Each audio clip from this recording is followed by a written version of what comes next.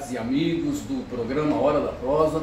Estamos iniciando mais um programa com um convidado bastante especial, que é da área de educação, que é político, já com uma vasta experiência, é vereador na cidade de Santo André. Nós vamos falar bastante sobre a sua carreira política, a sua carreira profissional e os seus planos para o futuro, já que ele foi reeleito e está começando o quarto mandato, é isso? Quarto mandato como vereador, com um intervalo, né, no meio, entre o segundo e o terceiro mandato, mas com uma trajetória bastante interessante.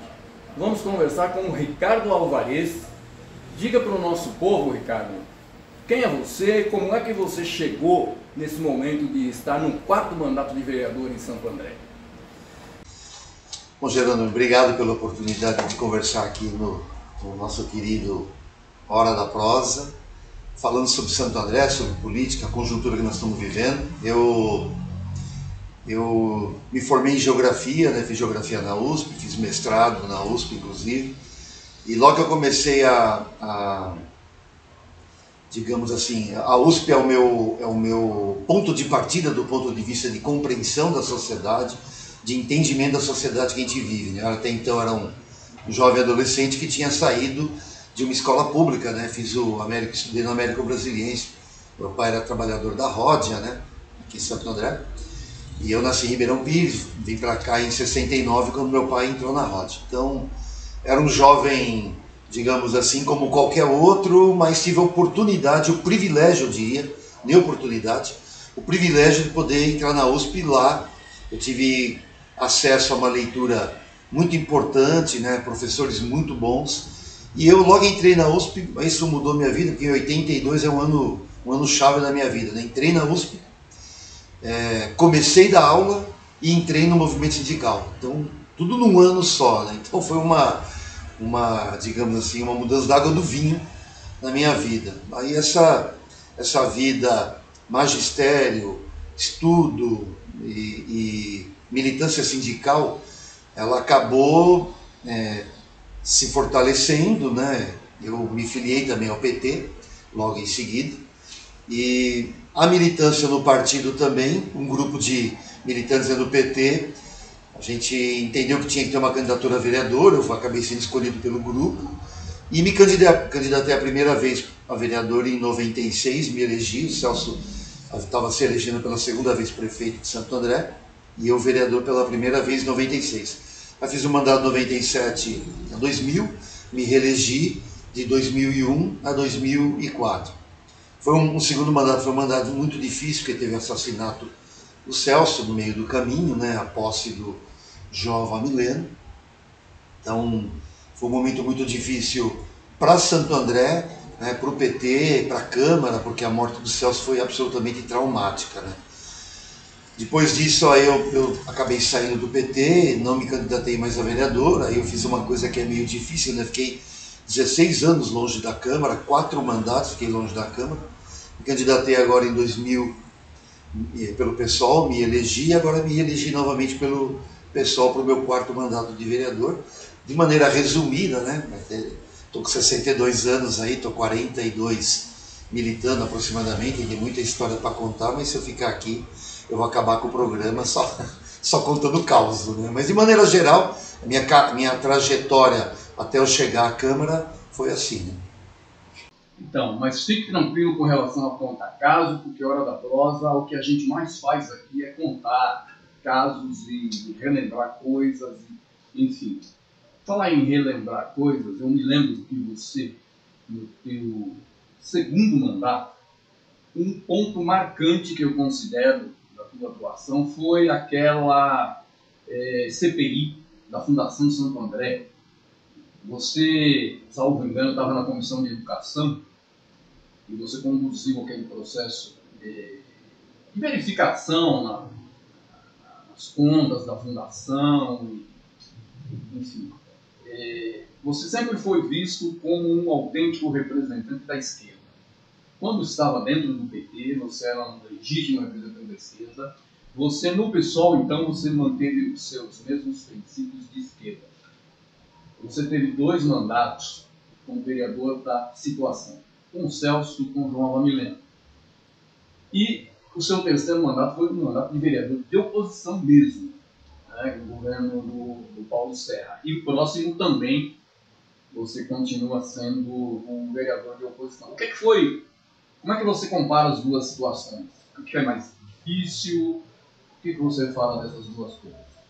Uma boa pergunta. Primeiro que educação, eu sempre tive uma preocupação grande por conta da minha profissão, né? Eu dei aula, me aposentei em 2015, dei aula até 2018, então eu dei 36 anos, quase 37 anos de aula, né, em várias modalidades de ensino. Então educação é uma área que tem a ver com a minha profissão, né?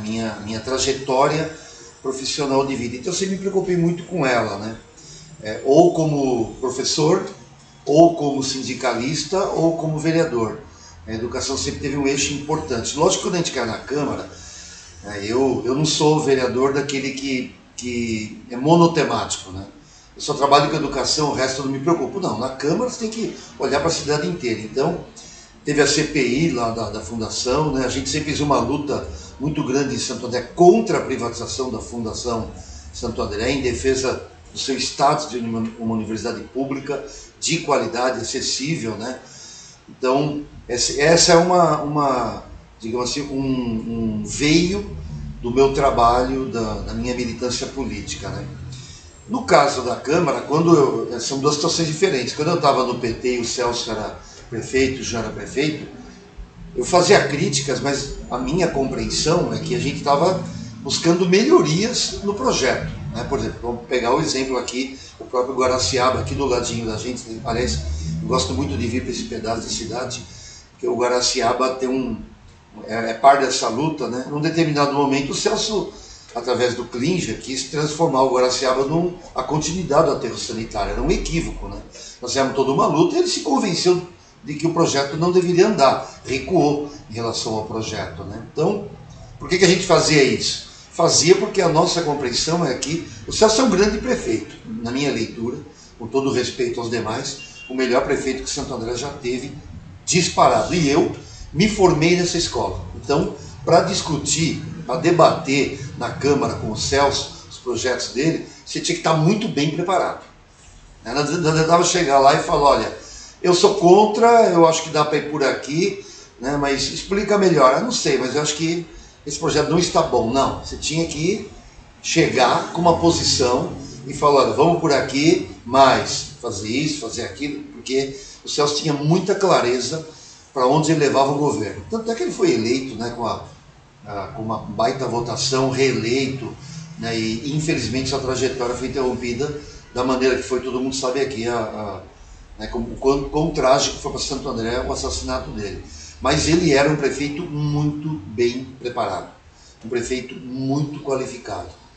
Mas ele também não era perfeito, evidentemente. Então, como vereador de situação, a minha leitura é que eu tentava colaborar com o governo para que o governo alcançasse um êxito maior, né? Essa é a questão. Agora é diferente. Agora nós temos um prefeito que é um prefeito privatista, né? Vamos lembrar aqui que ele está privatizando a Craiza, que é uma importante companhia de abastecimento aqui em Santo André. Ele está privatizando o sistema funerário do município, né? Que são duas, digamos assim, CRAs, sistema funerário, um histórico de prestação de serviço aqui para a cidade, e entregou o Semasa para a Sabesp, né? Uma outra empresa que em Santo André tinha excelência na qualidade do serviço prestado. Hoje, quem reclama de água, por exemplo, e quer dialogar com a Sabesp, tem muito mais dificuldade de conseguir seu pleito atendido do que quando era o Semasa. Então, o Serra é um governo privatista, né? É um governo autoritário, porque faz um ano, por exemplo, que eles rejeitam o requerimento de informação meu na Câmara. O Celso tinha maioria na Câmara quando foi vereador, mas a gente não rejeitava requerimento da oposição. Hoje, o prefeito rejeita, por exemplo, o requerimento de informação nosso na Câmara. Outra coisa, ele envia projetos para a Câmara, em 3, 4 dias ele quer que se vote. Vou dar um exemplo aqui, a reforma administrativa, que acabou de ser aprovada na Câmara, na terça-feira passada. Ele protocolou o projeto na sexta-feira, o projeto foi votado na terça. Um projeto que aumenta gastos, ele disse que não aumentaria. Um projeto que aumenta o número de comissionados na prefeitura. E um projeto que foi votado em 3 dias e meio, com fim de semana no meio. Um projeto de quase 40 páginas. Como é que você faz um cálculo para saber se o projeto vai por aqui ou vai por ali, o que tem que ser feito, fazer emenda ou não faz emenda? Não tem jeito. Então, ele trata a Câmara como um puxadinho do Poder Executivo, um puxadinho do gabinete dele. Então isso não pode ser, a Câmara tem que ser um poder independente, e é por isso que a gente briga na Câmara, né, porque o Serra não trabalha tendo a Câmara como projeto independente, privatista, e criou uma grave crise econômica financeira que está se observando no próximo orçamento, que vai ter 10% de corte em 25 do que o orçamento previsto para 24. Muito bem, Ricardo. Você tocou num ponto que eu tenho observado com algumas pessoas que passaram pela Hora da Prosa, que é a composição da Câmara Municipal de Santo André. Eu moro na cidade aqui há alguns anos a mais do que você. Nasci em Santo André em 1957 e estou aqui até hoje. Eu nunca vi a Câmara Municipal de Santo André com uma configuração que eu particularmente considero muito ruim. Tirando a tua presença lá, do Wagner Lima, e em certa medida, dados aí alguns descontos do Eduardo Leite, o restante dos vereadores eu considero assim de baixíssimo nível de atuação para um parlamentar. Uma espécie de serviçais do prefeito. Eu estou exagerando na minha leitura ou de fato a coisa lá dentro é complicada assim mesmo? Olha, do ponto de vista pessoal, eu me dou bem com a imensa maioria dos vereadores, porque uma coisa é a nossa posição política, outra coisa é o respeito, né, da pessoa que está lá representando o povo de Santo André. Agora, eu diria que a Câmara, ela sofre de um mal que é a super, né, dependência do prefeito. O Serra criou um modus operandi de gestão. Eu já vou explicar rapidamente isso aqui para quem está acompanhando a nossa prosa aqui, né, na Hora da Prosa. O Serra ele criou um modelo de gestão que se concentra, né, todo nele. Eu vou dar um exemplo para vocês. Ele se candidata a prefeito, se reelege candidato a prefeito, 2 anos depois, quem é candidato a deputado estadual na cidade? A mulher dele. Não teve espaço para mais ninguém. A mulher dele é a deputada. Bom, passou mais 2 anos, quem é o candidato a prefeito dele? Gilvan. O Gilvan nunca tem 30 e tantos, nada contra ter 30 e tantos anos, porque eu me elegi vereador com 33 anos, né? Então, mas nunca disputou uma eleição, certo? Nunca liderou um projeto, e tem hoje uma cidade de 800 mil habitantes, 830 mil habitantes, para governar. Então, ele tira do bolso do paletó dele, né, uma cria, digamos assim, dele, que é o Gilvan, e escolhe para vice uma pessoa que também, do ponto de vista político, é uma pessoa que também tem suas limitações, certo? Foi vereadora comigo lá na Câmara, mas é uma chapa que tem, digamos assim, muito mais força pelo padrinho do que por suas próprias qualidades. E eu estou dizendo isso por quê? Porque há outros vereadores na Câmara, tucanos ou não tucanos de outros partidos, que têm muito mais bagagem, muito mais história para ocupar essa posição. Mas o que o Serra fez? Escolheu 2 que têm uma relação direta com ele, inclusive de dependência. Então, o Serra ele não tem afiliados políticos, ele não tem líderes que o acompanham. Ele tem gente que ele tutela, e ele faz isso com a Câmara também. Então os vereadores ficam entre a cruz e a caldeirinha. Por quê? Porque eles estão na base da tentação do prefeito, e o prefeito é extremamente voraz, né, para cima da posição do vereador. Ou vota comigo, ou você está morto, politicamente. Então isso cria uma hiperdependência da Câmara. Os vereadores reclamam lá dentro, mas não reclamam publicamente.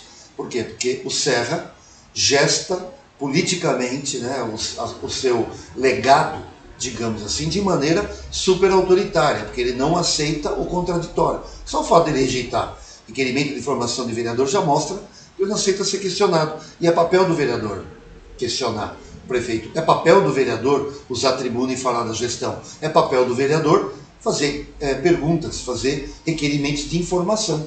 Mas ele não aceita, né? Então ele quer um grupo que esteja em volta dele, não que ande ao lado dele, mas que ande atrás dele e que seja subserviente. Então, por isso que a Câmara padece de uma fraqueza. Não é uma questão pessoal individual, é muito mais um modelo de gestão tucano que foi implantado aqui em Santo André. Perfeito. Ricardo, você está para começar o seu 4º mandato como vereador. Ainda tem o que apresentar? Ainda tem propostas para a cidade de Santo André? Eu sei que conhece muito bem a cidade, você anda por todo canto aqui em Santo André. Eu tenho te encontrado nos mais diversos lugares aqui na cidade. Então, assim, como é que você está imaginando? Para o próximo mandato, o que a gente pode esperar da atuação do vereador Ricardo Alvarez? Boa pergunta também. A cidade é um espaço em constante transformação, né? Não só apenas físico, mas também econômico, político, e a legislação, né, e as legislaturas da Câmara, prefeito, prefeita, tem que estar antenado com essas transformações. Vou dar um exemplo. Eu fui sábado passado, está fazendo uma semana hoje, fui sábado passado num ato político que aconteceu no Bom Pastor, porque um terreiro foi atacado por uma pessoa, um cidadão, né, um intolerante religioso, entrou dentro do terreiro, né, e agrediu pessoas do terreiro, inclusive uma menor de idade. Inclusive foi aberto inquérito na polícia para investigar o caso, né? Então ele foi num ato. O que está acontecendo? Hoje os terreiros estão se juntando, se unindo para defender o seu espaço, o seu direito de exercício religioso. Que, por exemplo, o cristianismo, de certa maneira, né, os evangélicos e outras religiões já têm. Mas eles estão começando a conquistar o espaço deles agora. Justamente porque, em geral, os terreiros são espaços onde pessoas de origem, matriz africana, frequentam, negros e pardos. Então eles acabam tendo na sociedade, digamos assim, uma posição de menor valor. Eles são atacados por causa disso. Então, eu estou falando esse episódio por quê? Porque isso não está acontecendo só em Santo André. Está acontecendo no Brasil inteiro. Nós estamos vivendo um momento político onde a ultradireita ela defende a hegemonia do homem branco. O homem seja o cabeça da família, uma sociedade patriarcal, né, onde o homem cabeça da família é o chefe da família. Nos negócios é o homem branco, o chefe dos negócios, e na política é quem comanda. Basta ver o que tem de negro e de mulheres que militam nessa nova direita, né? Pouquíssimos. Então, isso não é coincidência. Então, essa ascensão da ultradireita também levou ao maior ataque dos terreiros. Tá? Tem uma frase famosa do Bolsonaro, por exemplo, em que ele diz que um filho dele nunca namoraria uma mulher preta, quando ele estava dialogando com a Preta Gil, né? Colocando isso como algo negativo, porque ele é racista. Todo mundo sabe disso, nem ele nega. Então, ele é uma liderança nacional. Então, isso levou a ataques, né, contra pessoas negras. E nos terreiros, isso tem acontecido. Então, cabe, por exemplo, pensar em legislação de proteção. Inclusive, nós apresentamos na Câmara, a Câmara aprovou um projeto Pótima, né, que agora o Lula fez um decreto em novembro, né, sobre a questão dos Pótimas, né, que são os povos de tradição de matriz africana, criando garantias de vida para a sua prática religiosa, cultural, de identidade alimentar, de vestimenta. Então, isso é um patrimônio da cultura brasileira, né? Então, criado pelo próprio processo de construção do povo brasileiro. Então, eu dou esse exemplo para mostrar que tem sempre coisa nova pintando, né? Tem sempre coisa nova surgindo, tem que estar antenado com esses novos tempos. Quer ver uma outra questão? O uso de redes sociais e mídias sociais, né? Não temos que regulamentar? Tem. Porque hoje, por exemplo, se você tiver um ataque, né, virulento nas mídias a uma determinada pessoa, né, isso já levou a suicídios. As pessoas se suicidaram porque foram atacadas, né, injustamente. Quero lembrar aqui que não lembro direito do episódio, mas é que ele reitor de uma universidade do sul do Brasil, que foi acusado de corrupção, né, sofreu um bombardeio das mídias, se suicidou. E hoje está provado que não tinha nenhum problema na gestão dele. Mas uma vida se perdeu e uma família está sofrendo por causa disso. Então, isso aqui é uma novidade, né? Uso de redes, controlar, evitar fake news, evitar gabinete de ódio, ataques pessoais. Então, o tempo inteiro nós temos questões novas e legislar sobre elas é parte desse processo, né? Perfeito.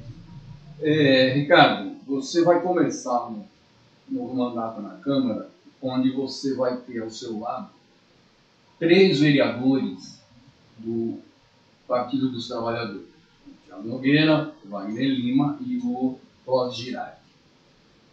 Vocês já têm conversado, os 4, já têm alguma proposta de atuação? Como é que está essa articulação para o próximo ano? Então, nós vamos ter uma reunião, está todo mundo com a agenda apertada, né? Vamos ter uma reunião depois do dia 13, não marcamos ainda. Vamos ter uma reunião depois do dia 13 para a discussão da mesa diretora da Câmara, né? Já discuti no meu partido também não fechou questão sobre isso, mas o pessoal aqui em Santo André, numa reunião de diretório, está sugerindo que a gente leve para essa discussão, essa bancada de esquerda na Câmara, né? PT pessoal, a discussão de montar uma chapa de nós 4, né, para a mesa, mas quero discutir isso com os companheiros do PT. Vejo com muita alegria, muita satisfação o crescimento da bancada do PT na Câmara, né, de 1 para 3 agora, vamos estar em 4 lá. Foi um mandato muito difícil, eu e Wagner ficamos muito isolados, sofremos ataques pessoais, né, ofensas para cima da gente, uma coisa inadmissível, né, num ambiente parlamentar, mas teve até ofensa, né, no mandato. Então a gente passou por momentos muito difíceis, porque a hegemonia do Serra lá dentro da Câmara é muito grande, como eu acabei de relatar em perguntas anteriores, né? Ele tem uma hegemonia muito grande dentro da Câmara e isso cria digamos assim, uma margem de manobra de diálogo lá dentro muito restrita, muito pequena. Então, projetos nossos, né, iniciativas nossas sempre foram muito tolhidas, né? Então eu vejo com muita satisfação o aumento da bancada, muito bem-vindos os 3, né, o Wagner se reelegendo, Thiago voltando para a Câmara e Clóvis no primeiro mandato. Vejo com muita satisfação o crescimento dessa bancada, ter certeza que nós vamos dialogar muito lá dentro da Câmara permanentemente, então já temos inclusive, nós estamos marcando uma reunião para depois do dia 13. Mas tem uma outra questão que eu queria aproveitar, que tem a ver com essa que o Jerônimo perguntou, mas ela é mais ampla. Nós também estamos retomando a discussão, a organização e o funcionamento da Santo André Popular. Já fizemos uma reunião pós-eleição e identificamos a necessidade de continuar juntos nas 2 federações, PT, PCdoB e PV e PSOL e Rede. Então, já tiramos ali algumas iniciativas, como por exemplo, né, criar um observatório da gestão Gilvan, avaliar permanentemente todos os projetos que vão para a Câmara, todas as suas medidas, por onde ele vai andar, o que é que ele vai fazer. Então, acompanhar de perto, porque nós temos propostas para a cidade, né? Temos que juntar forças. Foi um acerto na nossa avaliação a chapa Beth e Bruno na última eleição, a junção que nós fizemos da PT, PSOL e as 2 federações, foi um acerto político, e a gente tem que continuar com esse acerto político e continuar juntando forças. Vale para os partidos, vale para essa bancada que nós elegemos na Câmara para o próximo mandato. Perfeito, muito bem. Ricardo, pode não parecer, mas nós já estamos nos aproximando da última parte do Hora da Prosa.